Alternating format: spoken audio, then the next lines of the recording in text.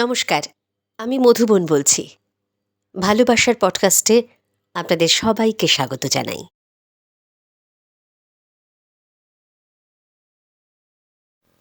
ভালোবাসার পডকাস্টে ভালোবাসা নিয়েই কথা হচ্ছে। ভালোবাসার মানুষকে কাছে পাওয়ার ইচ্ছে, অদম্য ইচ্ছে, আকাঙ্ক্ষা সেটা তৈরি হয় খুব স্বাভাবিকভাবেই তো আসে, আমরা জানি। আর এই আকাঙ্ক্ষা তো থাকবেই। শরীর ছুঁয়ে থাকার ইচ্ছা, সে তো অস্বাভাবিক কিছু নয়। মন থাকলেই শরীর আসবে। মন আর শরীরের যুগলবন্দি এই ভালোবাসা। তবে একটা কি জানেন, শূন্যস্থান কোনো না কোনোভাবে পূরণ হয়ে যায়। ভালোবাসা আছে, কিন্তু মানুষ তো বদলে যায়।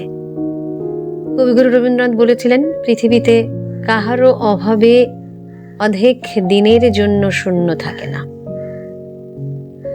সত্যি তো তাই। কেউ জীবন থেকে হারিয়ে গেলে কারোর জীবন কি সত্যি থেমে থাকে বলুন তো? শূন্যস্থানটিকে পূরণ হয়ে যায়। আচমকা একটা শূন্যতা তৈরি হয়, একাকিত্বে আমরা থাকি, স্মৃতিগুলো আমাদেরকে কামড়াতে থাকে, আঁচড়াতে থাকে। কিছু ভালো স্মৃতি আমাদের কাছে ফিরে ফিরে আসে, কিন্তু সেই স্থান কেউ না কেউ পূরণ করে দেয়। আপনার জীবনে তো ভালোবাসার মানুষ এসেছে, থেকে গেছে, আবার কখনো ধুলোর মতো উড়েও তো গেছে।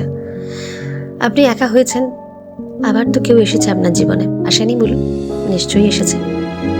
এবার সেই মানুষটাকে আপনি ভুলে যেতে পারেননি, সেই স্মৃতি থেকে যাবে, সেই মুহূর্ত থেকে যাবে। কোথাও দোষ আপনার ছিল, আপনার মনে হতে পারে এই জায়গাটা আমার ভুল ছিল, এটা না হলেও হতো, হয়তো সে থেকে যেত। এরম আফসোস, অনুতাপ থেকে যাবে, কিন্তু স্থান মানে শূন্যস্থান তো পূরণ হয়ে যায়। কত স্মৃতি, মনের টান, কত ভালোবাসা অপেক্ষা করে মানুষ ভালো থাকে নতুন মানুষকে নিয়ে। আর এখানে আমার বলতে ইচ্ছে করে যে ভালোবাসা আসে, আবার হয়তো যায়, কিন্তু ভালোবাসার সঙ্গে আমরা আসলে থেকে যাই। ভালোবাসা কখনো ফুরিয়ে যায় না, সেই মানুষটা চলে যেতে পারে। ভুল বললাম কি বলুন?